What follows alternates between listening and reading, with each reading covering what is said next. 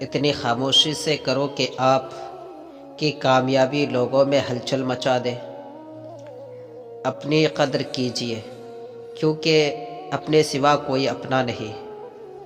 گفتگو میں سب سے بڑا مسئلہ یہ ہے کہ ہم سمجھنے کے لیے نہیں سنتے، بلکہ جواب دینے کے لیے سنتے ہیں۔ صبر دو طرح کا ہوتا ہے، ایک جو ناپسند ہو اسے برداشت کرنا، دوسرا جو پسند ہو اس کا انتظار کرنا۔ لوگ کہتے ہیں پیسہ رکھو، برے وقت میں کام آئے گا۔ میں کہتا ہوں خدا پر یقین رکھو، برا وقت ہی نہیں آئے گا۔ جن میں اکیلے چلنے کا حوصلہ ہوتا ہے نا، ایک دن انہی کے پیچھے قافلے ہوتے ہیں۔ اپنوں کو ہمیشہ اپنی موجودگی کا احساس دلاتے رہو، ورنہ وقت انہیں آپ کے بنا ہی جینا سکھا دے گا۔ رشتے خراب ہونے کی وجہ یہ بھی ہے کہ لوگ جھکنا پسند نہیں کرتے۔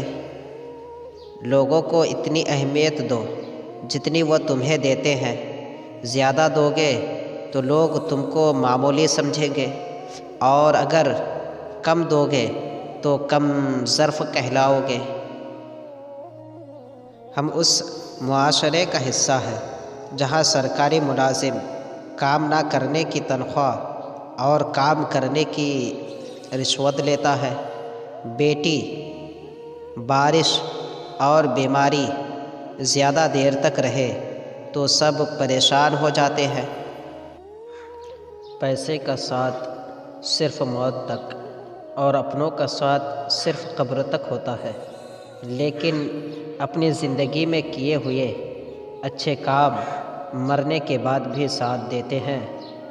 سمجھدار وہ نہیں جو بڑی بڑی باتیں کرے، بلکہ وہ ہے جو چھوٹی چھوٹی باتوں کو سمجھے۔ کوئی تم سے بھلائی کی امید کرے تو اسے مایوس مت کرو۔ لوگوں کی ضرورتوں کا تم سے وابستہ ہونا خدا کی تم پر عنایت ہے۔ الفاظ کا انتخاب سوچ سمجھ کر کریں۔ آپ کے الفاظ آپ کی تربیت، خاندان اور آپ کی ماضی کا پتہ دیتے ہیں۔ کل تک میں دنیا کو بدلنا چاہتا تھا اور میں بہت ناکام تھا۔